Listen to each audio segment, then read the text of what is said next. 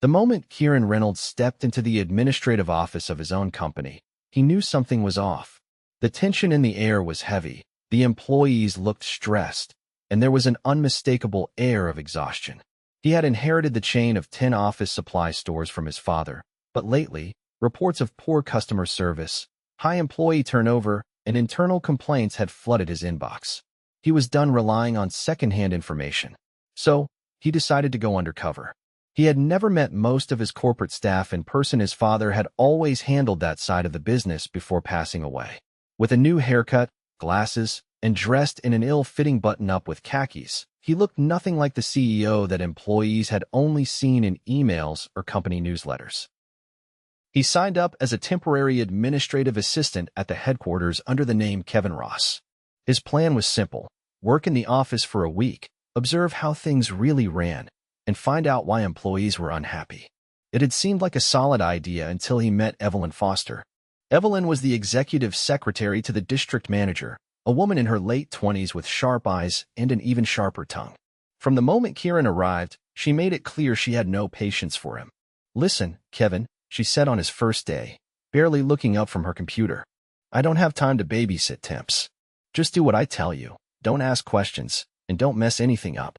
Kieran raised an eyebrow but nodded. He wasn't here to argue. For the first 2 days, he kept his head down, filing paperwork, answering phone calls, and observing. What he found was alarming. The district manager, Tom Grayson, rarely left his office, and when he did, it was to bark orders or criticize employees. The office was operating on fear rather than respect. Employees were overworked, underappreciated, and constantly walking on eggshells. Evelyn, however, was a mystery. She was clearly competent, efficient, organized, and quick on her feet, but she was also dismissive and impatient, especially toward those she deemed beneath her. That included him. On his 3rd day, Kieran made a mistake. He accidentally printed out the wrong set of documents for a meeting. Evelyn snapped. "For God's sake, Kevin, do you even know how to do this job?" "It's not that hard," she said, exasperated. "I don't have time to fix your screw-ups." Kieran clenched his jaw. He had been biting his tongue all week, but this was pushing it. "I get that you're stressed," he said, keeping his voice calm, "but do you always talk to people like this?" Evelyn scoffed. "Oh, don't start with that. I don't have time for hand-holding." He nodded slowly, making a mental note. "Got it." But inside, he was boiling. Not just because she had snapped at him, but because this attitude was a symptom of a bigger problem. Employees weren't just overworked, they were being treated like they didn't matter. That night, Kieran sat in his small rented apartment, thinking. He had always believed his company was a place where people were valued, where employees felt respected. But that wasn't the case. And if Evelyn, someone in a high-ranking administrative role, had this much frustration and impatience, then there was a deeper issue at play. The next day, he arrived early. He was determined to keep observing, but Evelyn's treatment of him and others was getting worse. She snapped at a junior employee for asking a question, rolled her eyes when someone made a minor mistake, and muttered under her breath when the printer jammed. By noon, Kieran had seen enough. But before he could act, something happened that shocked him. Evelyn was in the break room, rubbing her temples, looking exhausted. When she thought no one was watching, she let out a heavy sigh and whispered, "I can't do this anymore." She looked defeated. For the first time, Kieran saw past the sharp words and attitude. She wasn't just rude for the sake of it. She was overwhelmed. And that made him pause. Maybe this wasn't just about her personality. Maybe she had been pushed to her limit, just like everyone else in this office. Kieran decided to wait. He needed to understand more before making his move. But what he didn't know was that his patience would soon run out because things were about to get worse. By the 5th day, Kieran had seen enough to confirm what he already suspected: something was deeply broken in the company's culture. He had originally come undercover to find out why employees were unhappy, but now he was seeing firsthand how the toxic environment was affecting even the most competent workers. The tension wasn't just coming from Evelyn or Tom Grayson, it was embedded into the way the office operated. At first glance, Evelyn seemed like the problem. Her sharp tone, her impatience, the way she dismissed those around her. But now, after days of observation, Kieran saw that she wasn't merely rude, she was drowning. The workload she carried was staggering, and despite her clear efficiency, she was stretched too thin. She had no support, no backup, and no room to breathe. That morning, before the office filled up, Kieran arrived early and watched as Evelyn sat at her desk, flipping through a thick stack of reports. Her posture was tense, her fingers gripping the edges of the pages tightly. She didn't notice him standing by the doorway, and for a moment, she pressed her hands against her temples, closing her eyes. Then, with a sharp inhale, she straightened up and went back to work, as if forcing herself into battle mode. The transformation was immediate. By the time the first employees arrived, the exhaustion was gone from her face, replaced by the same no-nonsense demeanor she carried every day. But Kieran had seen the cracks.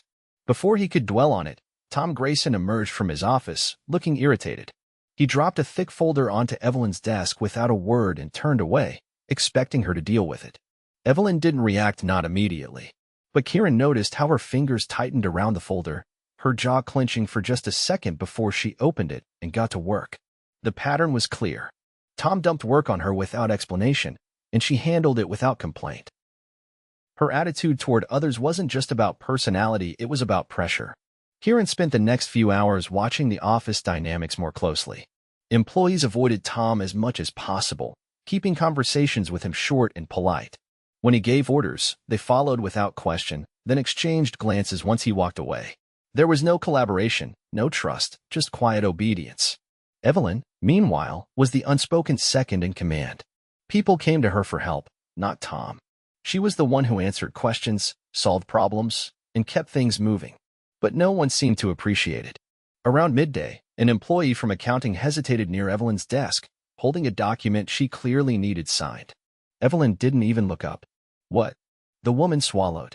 "I just need approval on this." Evelyn snatched the paper, skimmed it, and signed without a word before shoving it back. The employee muttered a quick thank you and hurried away. Kieran watched the exchange carefully. It wasn't just about being rude, this was someone who had been conditioned to work at an unsustainable pace. She didn't have time for pleasantries because she was juggling too much. He needed to push things further. That afternoon, Kieran intentionally made another mistake.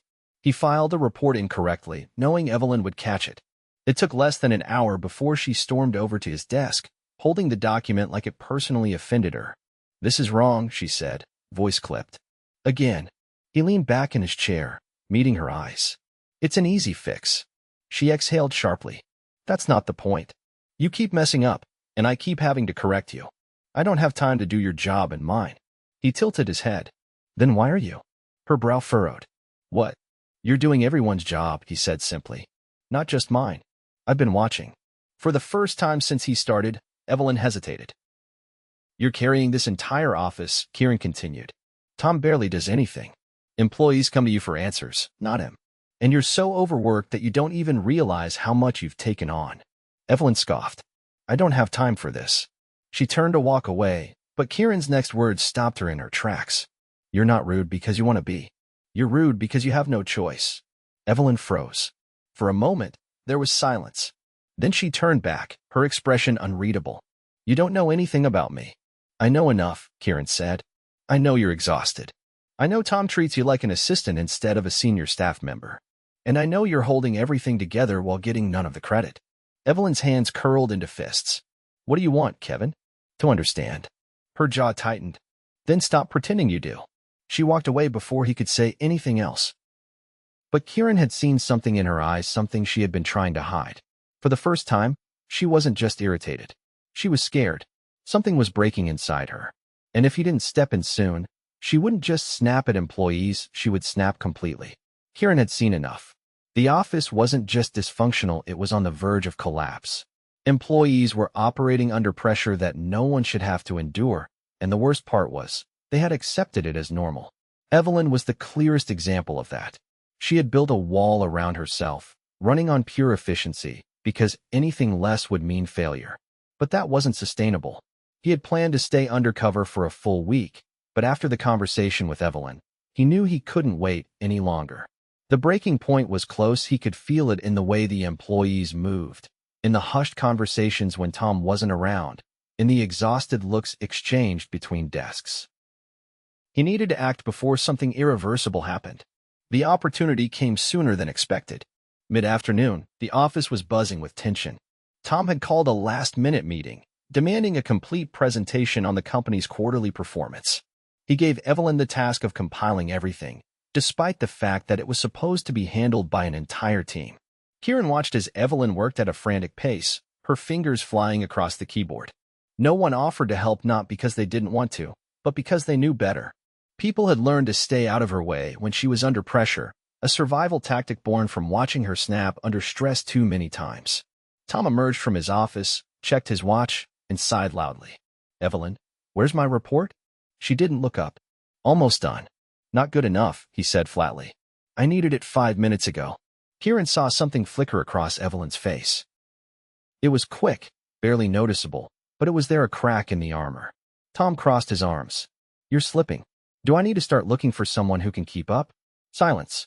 Evelyn's hands froze over the keyboard for just a second before she resumed typing. Her voice was steady, but there was something dangerously controlled about it. "It will be in your inbox in 3 minutes." Tom scoffed. "That's more like it." He walked away without another word. Kieran didn't move. He was waiting. And then it happened. Evelyn hit send, pushed back from her desk, and stood abruptly. She turned and walked straight to the break room, her steps stiff, her breathing uneven. Kieran followed. Inside, she gripped the edge of the counter, staring down at the sink. Her shoulders were rising and falling rapidly. For a moment, she didn't notice him. Then she turned, eyes flashing. "What?" Kieran didn't answer right away. Instead, he leaned against the counter, arms folded. "How long have you been working like this?" Evelyn exhaled sharply. "Not now, Kevin." He didn't back off. "You're going to break." She let out a bitter laugh. "You don't know what you're talking about." "Yes, I do," he said evenly. "I've been watching. You take on more than anyone else, and you get none of the recognition. Tom treats you like you're disposable, and you just take it." "Why?" Her jaw tightened. "Because that's how it works." "No," Kieran said. "That's how you've been made to believe it works." Evelyn's hands clenched into fists, but there was something different in her expression now, something vulnerable, something raw. "I don't have a choice," she admitted, voice low. "If I don't do it, everything falls apart.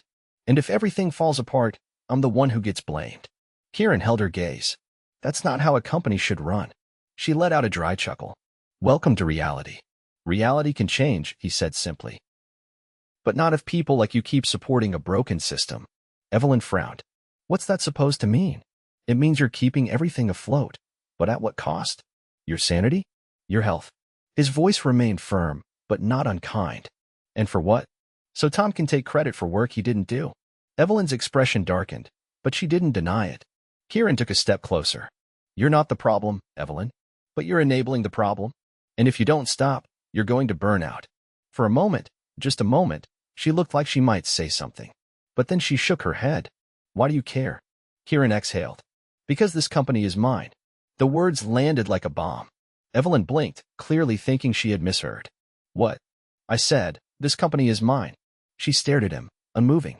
Kieran took off his glasses, straightened his posture, and looked her in the eye. "I'm Kieran Reynolds, CEO." Silence. Evelyn's face drained of color. Her breath hitched, her entire body going rigid. "No," she whispered. "Yes." She took a step back, as if physically recoiling from the realization. "You," her voice broke. "You're lying." Kieran pulled out his phone, opened the company website, and showed her his official profile. Evelyn's hand flew to her mouth. Her eyes darted frantically as if trying to piece together the past week, to understand how she had missed it. Kieran didn't move. He let it sink in. Evelyn's breathing was uneven, her hands trembling slightly. She swallowed hard. "I didn't know." "I know." Her eyes squeezed shut. "Oh my God." Kieran's voice remained steady. "You're not the only one who's been misled." Evelyn shook her head, still unable to process it. "I was awful to you." "Yes." She flinched. Kieran didn't let up. "But I also understand why." Evelyn opened her mouth, then closed it.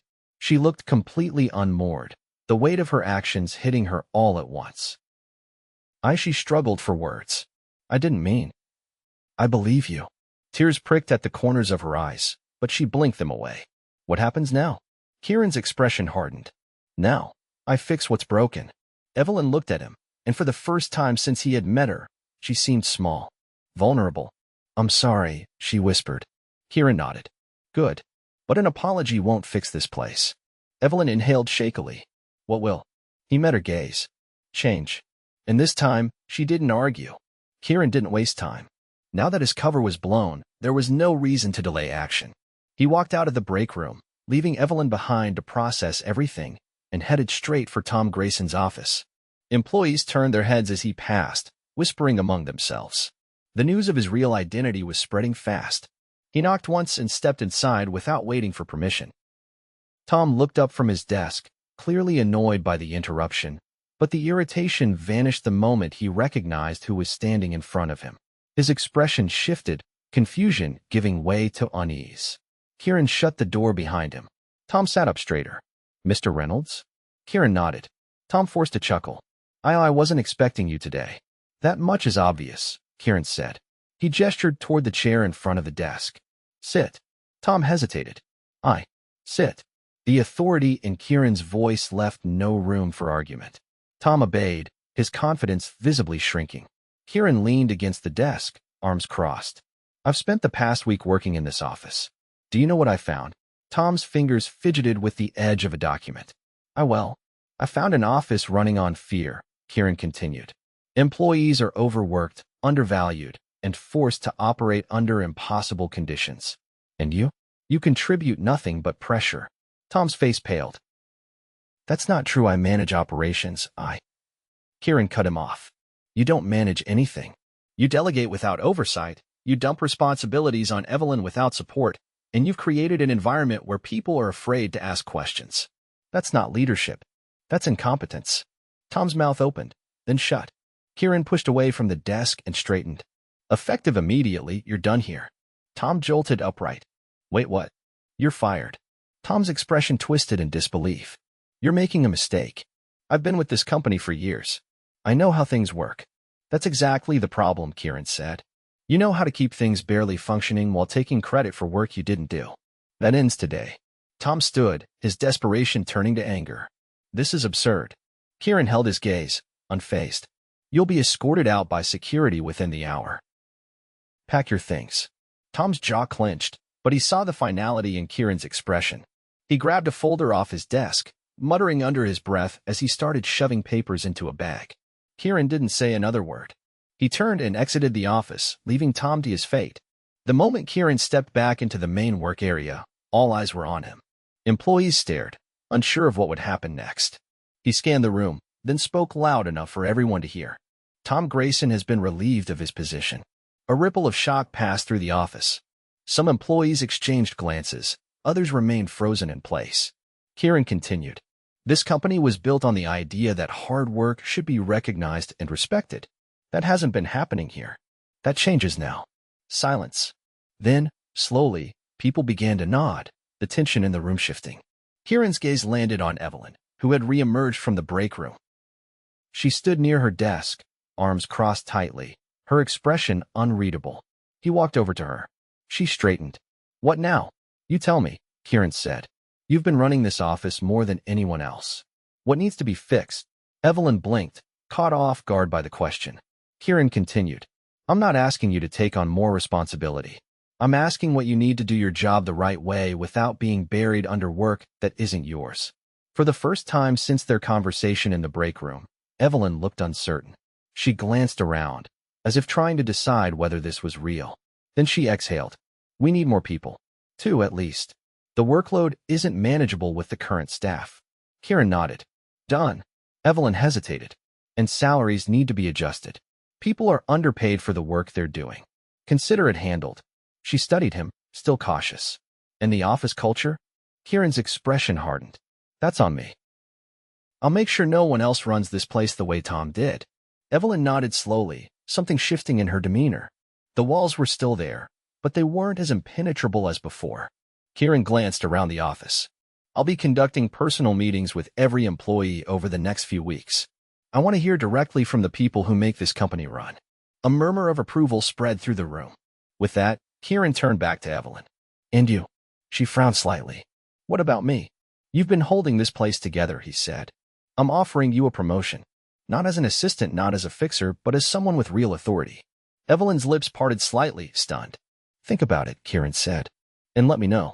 He turned to leave, but before he could, Evelyn called out. "Why are you doing this?" He looked back at her. "Because a company is only as strong as the people holding it up. Evelyn held his gaze for a long moment. Then, finally, she nodded. Kieran walked away, knowing that this was only the beginning. But for the first time in a long time, the company was heading in the right direction. The next morning, the office felt different. The usual tension was still there, but something had shifted. Tom's absence left an uneasy silence, like the entire department was holding its breath, waiting to see what would happen next. Kieran arrived early, taking his time walking through the workspace. Employees were still cautious around him, unsure of how to act now that they knew who he really was. Some nodded in acknowledgement, others avoided eye contact, and a few whispered quietly among themselves. He let them process it in their own way. Evelyn was already at her desk, eyes fixed on her screen, typing rapidly as if nothing had changed. But Kieran noticed the subtle difference in her posture. The rigid tension was still there, but there was a hesitation in her movements, like she wasn't sure where she stood anymore. He approached her desk and waited. It took a few seconds before she finally looked up. "You decided yet?" Kieran asked. She didn't answer immediately. Instead, she leaned back slightly, studying him. "What exactly does this promotion involve?" Kieran pulled up a chair and sat across from her. "It means you'd have authority over office operations. You wouldn't just be handling tasks, you'd be making decisions. Hiring, restructuring, fixing what's broken." Evelyn's fingers tapped against the desk. "And what if I say no? Then I'll find someone else. But I'd rather have someone who already understands the problems here." She exhaled, glancing at the stack of paperwork in front of her. "I don't know if I want it." Kieran wasn't surprised. She had been forced into a leadership role for a long time without recognition. Offering her an official position might feel more like a burden than an opportunity. "Take time to think about it," he said. "I don't need an answer today." Evelyn nodded but didn't look relieved. Kieran stood, leaving her to her work. He had other things to handle. By mid-morning, he had gathered the senior staff for a private discussion. The room was filled with department heads, all of them visibly uneasy. They had operated under Tom's leadership for years, and now they were staring at the man who had removed him in a single day. Kieran let the silence sit for a moment before he spoke. "I want to hear from each of you," he said. "What's been going wrong in this office? What needs to change?" The hesitation was immediate. People exchanged glances, waiting for someone else to speak first. Finally, a woman from HR cleared her throat. "There's been a gap in communication. Decisions were made without input from the people actually doing the work." Another manager leaned forward, adjusting his glasses. "Employees don't feel like they have a voice." Tom made sure of that. A few others nodded, and slowly, the room came to life. People started talking, some cautiously, others more openly. Issues that had been buried under fear and frustration were finally being laid out. Kieran listened, taking notes. Some problems were structural, others cultural, but all of them pointed to the same core issue: employees had been treated like tools rather than people. When the meeting ended, Kieran stayed behind, reviewing what he had learned. Change wouldn't be immediate, but it had to start somewhere. Later that afternoon, he returned to the main office floor. Evelyn was still at her desk, but this time, she wasn't typing. She was staring at her screen, deep in thought. Kieran sat on the edge of her desk. "Still thinking?" She blinked, snapping out of her thoughts. "Yeah. Good." She glanced at him. "You really think this place can change?" Kieran nodded. "If I didn't, I wouldn't be here." Evelyn studied him for a moment, then exhaled. "Fine. I'll take the promotion." Kieran didn't smile, didn't congratulate her. He just nodded. "Then let's get to work." And just like that, the first real step toward fixing the company began.